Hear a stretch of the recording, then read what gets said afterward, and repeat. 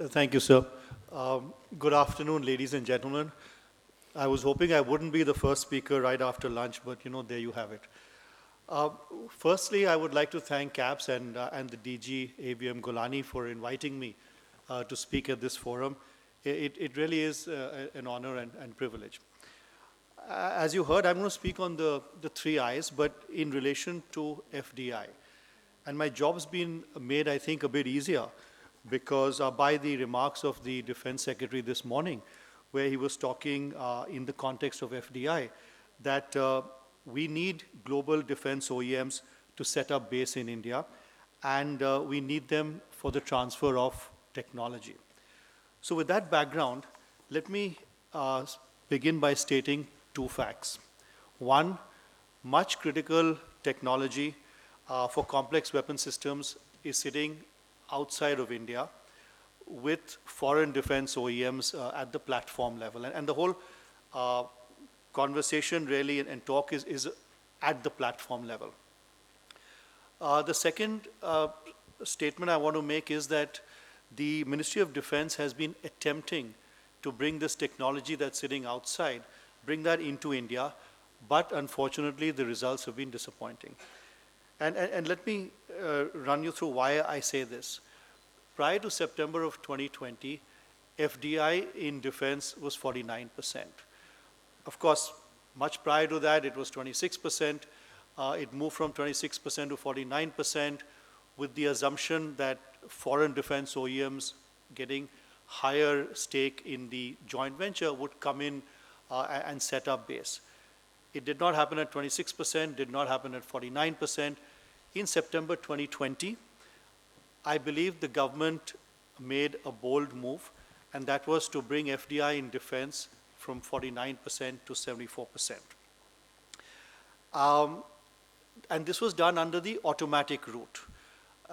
There is, of course, and continues to be from 2013, the government route, under which foreign defense OEMs can get FDI at 100% also, and I'll come to that a bit later. So with this move from 49% to 74%, it was really the very first time that foreign OEMs essentially had controlling interest in their Indian joint venture. So ownership and control at 74% to a very large extent was there. And the expectation was that, what 26 couldn't do, 49 couldn't do, 74% will do, which is two things. One is bring huge FDIs in defense into India. Keep in mind, September 2020, when this change happened, was the beginning of the COVID years. And the second was that foreign defense OEMs would set up multiple joint ventures with Indian partners. Going back from September 2020 to today, in terms of the FDI inflow that's come into the country, this morning we heard Amit Kaushik talk about $22 million from 2001 when defense was opened up to the private sector. I have a more generous number of $65 million from 2020 to 2020, essentially to 2022, because that's the number that's publicly available in the public domain. Either which way, not much FDI in defense at 74%, and in terms of foreign defense OEMs setting up JVs in India, I would hazard a guess that there's probably zero foreign defense companies or zero JVs that have been set up with foreign defense OEMs at the platform level with Indian companies to make in India for India. And that's the whole concept of the FDI piece. Along with the September 2020 FDI liberalization, of course, the MOD through DAP 2020 liberalized the rules around capital acquisition, and it allowed foreign OEMs with 74% shareholding to also bid across most categories of capital acquisition. But in spite of all of this, not much has happened. So why are foreign defense OEMs not manufacturing in India? My view is that The challenge for the foreign defense OEMs in India is what I call the challenge of the three I's. The first is investment, FDI. The second is IP, intellectual property. And the third is IC, indigenous content. So let me run you through that. As I mentioned, although the cap has moved from 49% to 74%, under DAP 2020, the FDI, maximum FDI allowable for MOD's most preferred acquisition category by Indian IDDM remains at 49%. We all understand the reasons why. I mean, that is really where Atmanirbharta and strategic autonomy sits. But the reality is that that itself is also a deterrent to foreign defense OEMs. If you look at it another way, after the move from 49% to 74%, even foreign defense OEMs who have JVs in India, not bidding for contracts, but on the supply side as part of the global supply chain, they have also not moved their ownership from 49% to 74%. So essentially, the question really is 74% still good enough? And there is a sense that 74% may not be good enough. Foreign defense OEMs are hesitant to transfer cutting-edge gold box technologies, even within an entity in India, unless they have 100% control and ownership. So that's the investment challenge. The IP challenge is equally restrictive. Again, if you go back to the capital acquisition category by Indian IDDM, that category requires the Indian partner to buy IP rights from a foreign OEM or own the system-level design rights themselves. Now, this presents two challenges to the foreign defense OEMs. One, in the first place, foreign defense OEMs may not be willing to sell IP, especially of advanced weapon systems, to the Indian partner. And also, even if they're not willing, the other is they may also be unable to sell the IP, because for many platforms, the IP is not sitting wholly and exclusively with the foreign defense OEM. It is also sitting with the host government. And of course, you have, in terms of the structure of foreign defense OEMs, you have the golden share that's also sitting with host governments. So the IP challenge is restrictive, and it's because of this. If you take the Make One category, you have 44 platforms sitting in Make One. Some of those platforms are, I would say, largely dependent on collaboration with the foreign defense OEMs. But to date, there's not been a single foreign defense OEM that is actually looking at or has kind of raised its hands to work on a Make One platform. And that's part of course, by Indian IDDM. The third challenge is IC. Now, IC mandates 50% of the contract value should be locally sourced. This forces foreign defense OEMs to restructure their well-established global supply chains and move all of that or some of that into India. Now, this in itself is a deterrent, especially when you consider the earlier two challenges of investment, FDI, and of IP. So then the question is, well, how do we mitigate the challenge of the three I's? I have a view, and that view, I think this morning also, I heard shades of that view, and I'm kind of going into some amount of detail here. But the first is really allow 100% FDI in defense, and I accept that it is controversial, but we've seen what's, even with 74%, what the government of India attempted to do and what the actual reality is. So there is a 100% bid that we can still do. Now, for this to be done, clearly DAP 2020 will have to make some changes. But keep in mind that you already have 100% wholly owned subsidiaries of foreign defense companies sitting in India. Today, because of the FDI challenge, they're not able to bid for contracts, manufacture, and obviously to start off with are not eligible to apply for industrial license. But you have these entities. So maybe one of the options is, through these, allow these entities that are already sitting here, allow them to bid for contracts across all capital acquisition categories. Now, what this could do, of course, is what the government's been looking at, make in India to sell in India. Through these subsidiaries, foreign OEMs would, assuming that, as I mentioned, alongside Indian defense companies, they would bid for platforms, assuming that they win, they would bring in huge investments into India through these wholly owned subsidiaries. Advanced weapon systems technologies would be transferred.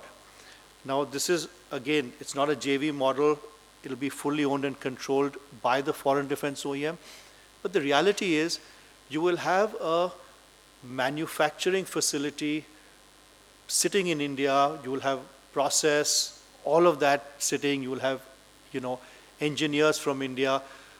So there is a lot around the absorption of technology that could also take place. And of course, this would create local manufacturing capabilities and generate jobs. This is currently permitted for services. So a foreign defense OEM at 100% can apply and can bid for service contracts, but it's not allowed for platforms. Having said this, this is only one part of a two-pillar strategy. So 100% FDI for defense, foreign defense companies, that would incentivize, I believe, foreign defense OEMs to set up base in India, as we heard as the defense secretary alluded to, in terms of maybe that's something, and that's also a way we need to look at Atmanirbharta.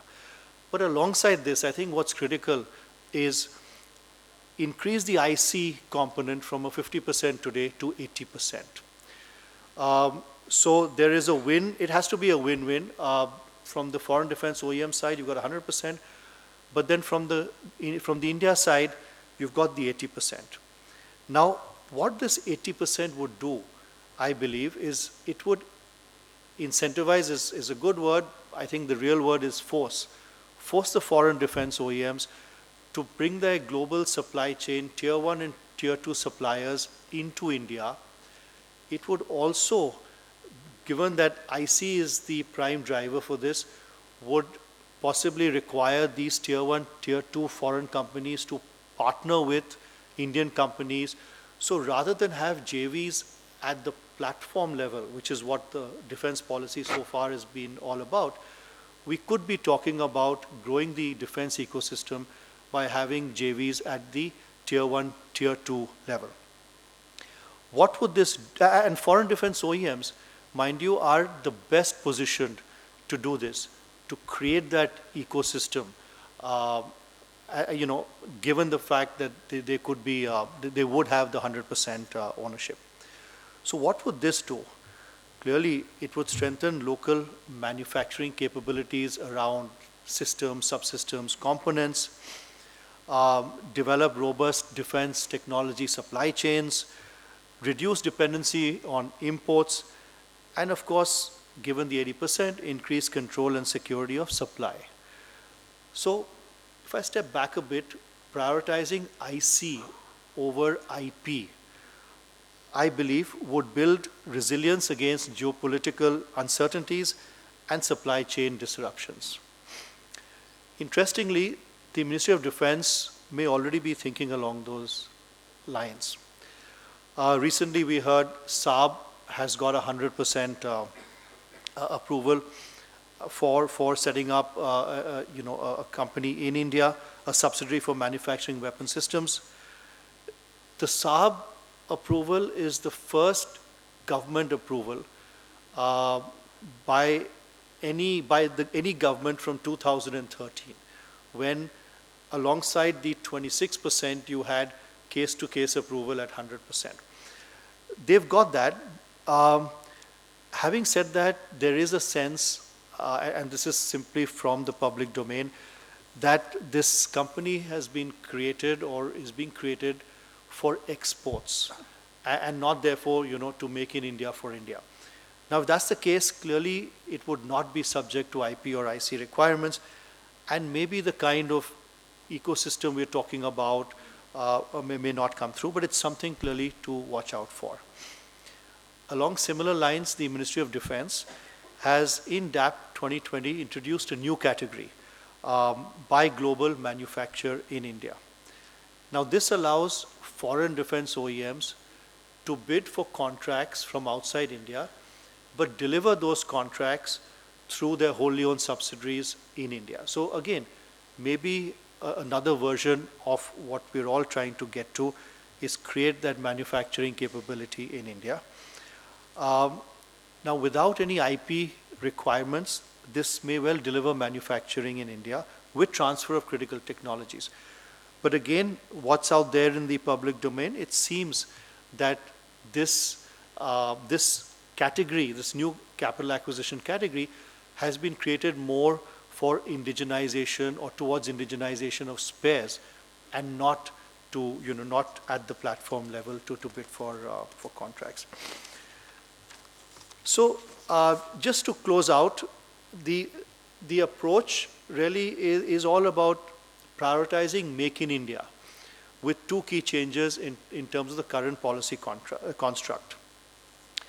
And this should hopefully not only increase FDI in defense and inflows of FDI in defense into India, but also, accelerate Atmanirbharta in defense. And I just want to take you to the recent, again, the conversations that happened this morning about the C-295 aircraft. And, that is seen as a key milestone towards Atmanirbharta. But if you just step back, what's the reality around that contract? And, the partnership between Airbus and Tata clearly is expected to bring in critical aviation technology. I mean, that's a given. But having said this, the contractor is Airbus Spain, and it's not Tata's. Airbus clearly holds the critical technologies. I think it was mentioned even the design bit, etc. Tata is the production agency. There is no JV behind this partnership. And the capital acquisition category under which this contract was signed, buy and make, no longer exists in DAP 2020 today. But yet, it is seen as a move towards Atmanirbharta. So the point being that, Make in India clearly is critical towards the journey to get to Atmanirbharta. And whatever that form and shape of Make in India in defense may be, it will eventually get us to what we're looking for. With these thoughts, I leave you. Thank you very much.